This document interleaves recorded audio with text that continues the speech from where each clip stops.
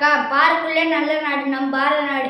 அப்படிப்பட்ட நம்ம பாரத நாட்டில் தமிழ்நாட்டில் மிக சிறப்பான ராமநாதபுரம் மாவட்டத்தில் பிறந்த நமது குடியரசுத் தலைவர் ஐயா ஏபிஜே அப்துல் கலாம் அவர்கள் பற்றி சிறிது பேசப் போகிறேன்.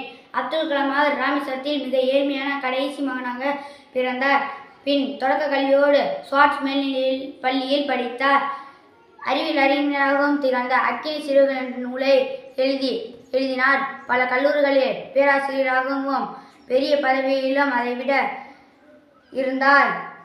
நன்றி.